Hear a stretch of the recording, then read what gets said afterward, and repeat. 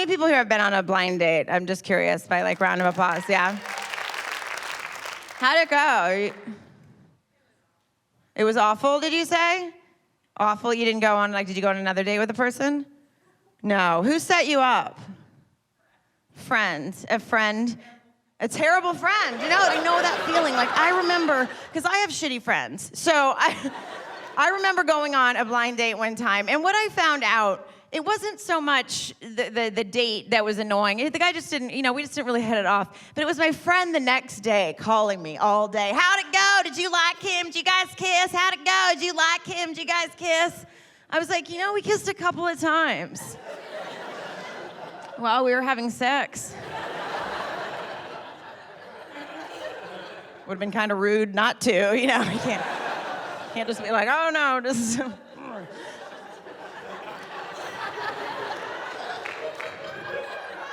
And she was so excited too. She's like, oh my God, you guys had sex on the first date. You must have really liked him. I was like, oh my God, he was so annoying. Wait, like, guys, seriously, I would like to say to you, just FYI, if a woman has sex with you on the first date, that doesn't necessarily mean that she likes you. Right, ladies? And now you guys know where the sluts are sitting in case you want to...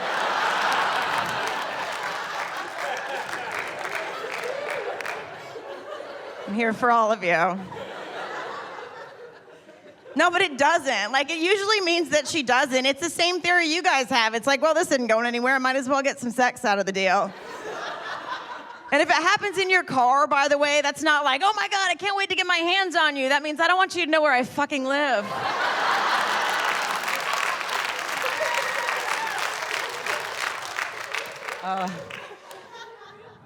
But I know that it sucks being single. Oh, my friend that I was talking about at the beginning, the online dating girl, oh my God. She was over the other night.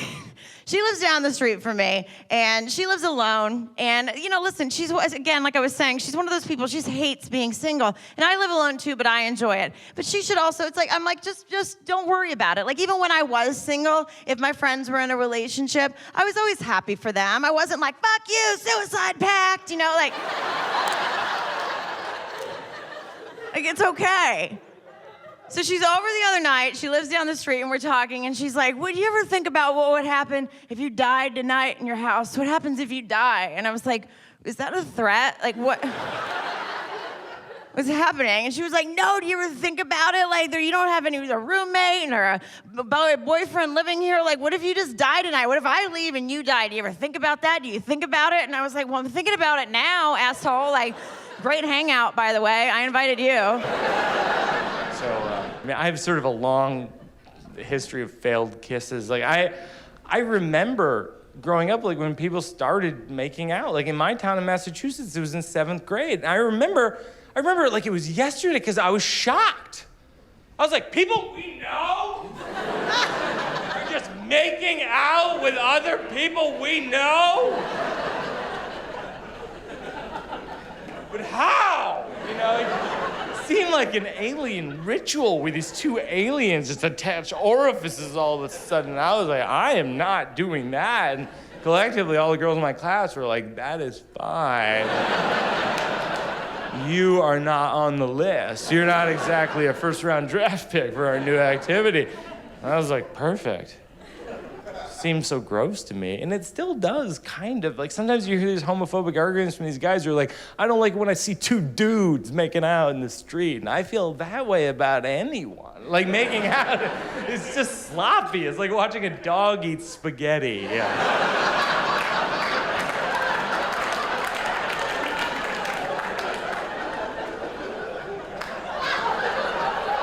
That's how I make out. Is that right? Does anybody know if that's right?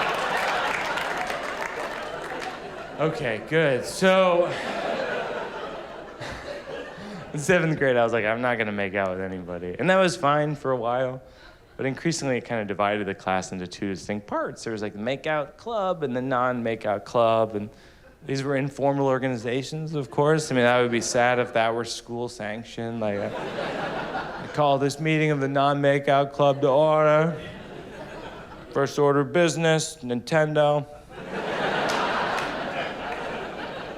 Second order of business, why doesn't anyone like us? Meeting adjourned. I don't know, it's a sad group and we were losing good guys by the day. And I feared that soon I would be the lone member of the non-makeout club. So I was like, I gotta try to get into the makeout club, but it was a very intangible goal. I didn't really talk to a lot of girls. I mean, there was one girl who sat in front of me in class named Lisa Bizzetti who I had a huge crush on, but she was way out of my league. Like, she had many suitors. She had, the rest of the show is in Old English. She doth had many suitors.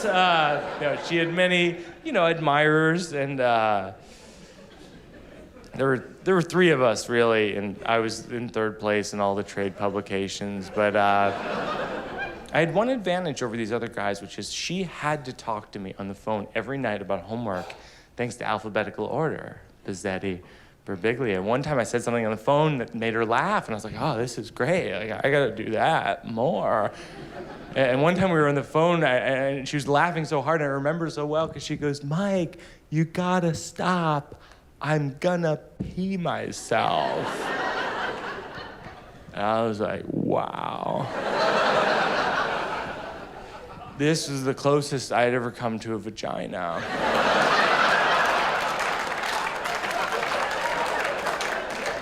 So I spent the next 15 years trying to get Lisa Bizzetti to pee. And that's how I ended up here.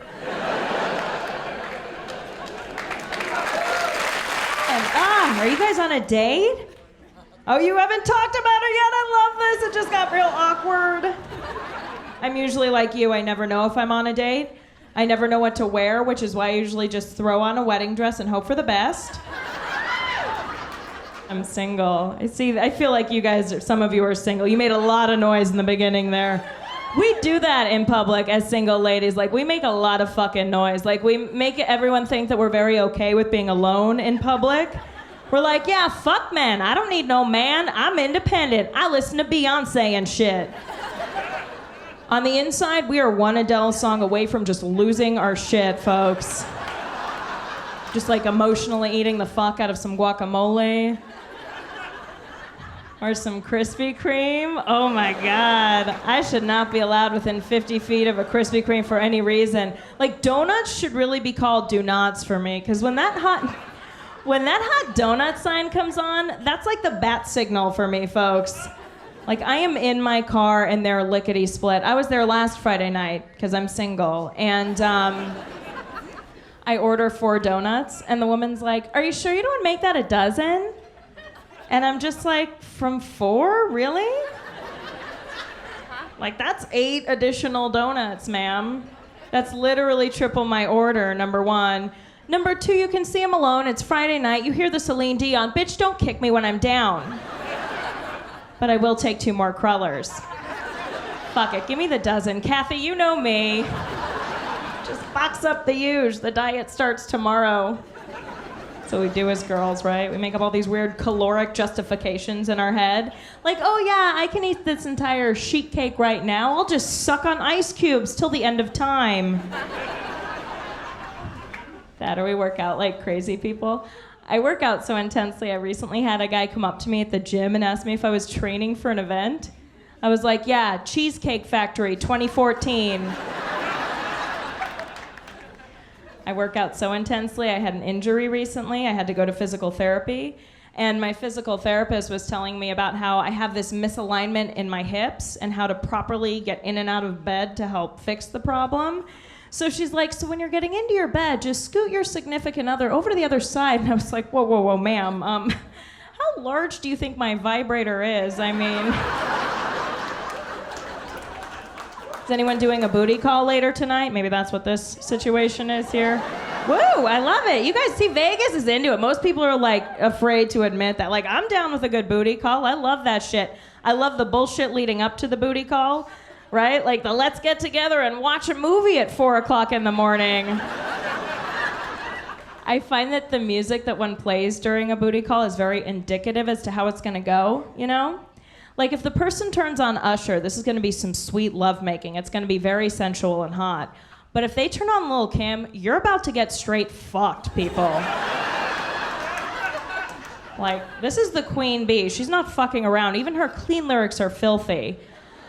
But if they turn on like Sade or Coldplay or something of this nature, you need to leave immediately, all right? This is not a booty call. This person has an intense emotional connection to you. You need to piece the fuck out, guys. Corey, you got a girlfriend? 15? You ain't ready. You ain't got no job. Why you got a girlfriend? You ain't ready. You 15. Do you love her? No. You 15, you can't love a woman? No. Love hurts. You know when you're in love? Look at these women, 40 and 50. Look how they sit with the man. That's a love face. There's a lot of pain come up through that situation. Where you get these tickets from? That's love. You just holding hands. You look so good. You know, you look so good. You in heat. Your little hormones jumping off. Relationships are so hard. Relationships are so hard. I think we got marriage. I think we should redo marriage. Let's redo marriage. Let's redo marriage. Let's make it difficult to get married, easy to be divorced. Let's make it difficult. You got to pay money up front. You got to pay a fine. You got to pay money. How much you love her? It's going to cost you $20,000. Whoa, wait. Whoa, wait. I don't know about that. Think about it. If the more money your parents spend on your wedding, the longer you gotta stay married. If your parents spend $20,000, we ain't working out. You got 4 more years to stay. You gonna make this work. We don't put $20,000 in. I don't care if y'all hate each other. You stand for 4 more years. That's what the contract says. Think about if you had all those fines. So you have to go lawyers. Just like you do with divorce, you have to sit with a lawyer. So what do you think? How much stuff is yours? I brought most of it. Oh, did you? Yeah, most of it. I still love you, but this is my stuff. You'll see the real side come out. See, divorce should be easy. After you done spent $75,000, divorce should be like this. You wanna hang in there? No, I'm done. Okay. You keep one kid, I keep the other. Which one you want? I'll take that one. look how she looked at me. But you know I'm right. You know I'm wrong, but I'm right. You know I'm wrong, but I'm right. Some things are wrong right. Some things are wrong right. Like being in the mall and your kids can't find you, you should be able to leave. If they can't find you, legally, you should be able to go to the police. He was not with me when I got to the car, I told him. And he is old enough to know I was leaving. He's old enough. So he can't sue me. I told him. I don't know why y'all brought him back here. I had one for a second. Ain't easy, man. Ain't easy being in a relationship. Ain't easy being a parent. Think about it. The last easy time. Corey, this is the easiest time of your life. 15 years old. This is easy. Got nothing to do, go play some sports. Mama come pick you up because you can't walk home. It's only like half a block. Oh, I can't walk. I can't walk home from practice. How many times you call your mom, you can see her? Mom, you gonna come get me? I'm looking right at you. I'm looking right at you. Just walk. Follow my voice. Follow my voice.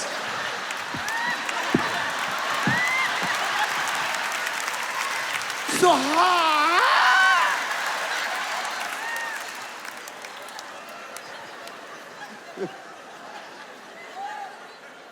Don't make no sense, man. It don't make no sense. That's why I said, but see, in Detroit, this might know, I'm from Benton Harbor, Michigan. That's my home. My home is Benton Harbor, Michigan. You know, see, it's funny. When you're young, Benton Harbor is far from Detroit. It's far. Kalamazoo's 47 miles away. The older you get, you start claiming the whole state. So I was young, now I'm from Benton Harbor. The older you get, no, I'm from Michigan. And then the older you get, I'm from the Midwest. And then the older you get, I'm from America.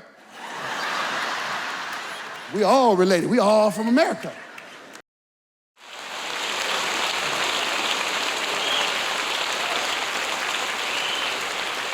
But my buddies, a lot of them are single, and when you're married, they're not on the same page. Like, I went out over the holidays for a couple of beers with some friends, and one of them in the middle of hanging out, he just leans over and he's like, "Don't you miss this, man?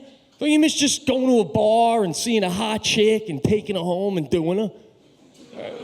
Like, I was single, not Matthew McConaughey. Gotta say, I really don't remember that scenario playing itself out. I was like, do I miss going to a bar and seeing a hot chick and then going to a diner for hamburgers with you?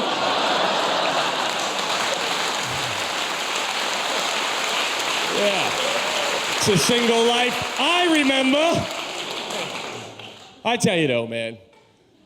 I got a friend who owns a bar. I live here in New York City, and a friend of mine owns a bar in my neighborhood. And actually, there's a bar in my neighborhood, and I became friends with the owner. To be completely honest, how the relationship developed. It's not like we grew up together. He's like, maybe I'll own a bar someday. I'm like, maybe I'll live near you.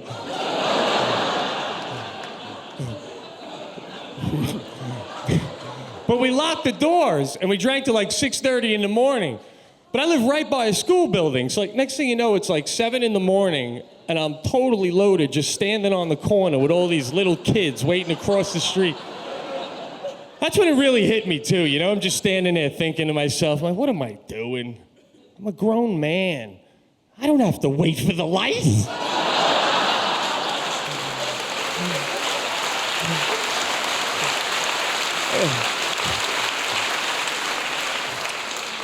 So I just leave these kids in the dust, and I start crossing the street. And the school crossing guard comes running out of nowhere in front of everybody, man. And she just leans over. She's like, nice. I'm out here busting my ass. What kind of example are you setting for the kids? I'm like, lady, I've been drinking for like 8 hours. I really don't think those kids were looking at me like, that drunk guy was my idol until he jaywalked.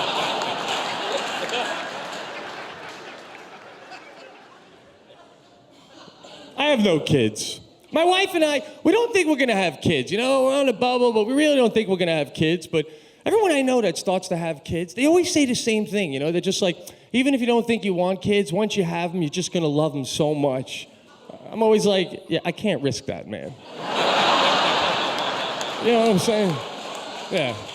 Like they told me I love skiing and I didn't, but didn't have to feed the mountain for 18 years and put it through college before I could get off the damn thing. Well, I don't want to set a bad example. I like kids. I got a niece, a couple nephews. I take them when I need my kid fix. I took them to the Bronx Zoo recently. $20 a head to get into the zoo now. And everything's sleeping. It's ridiculous.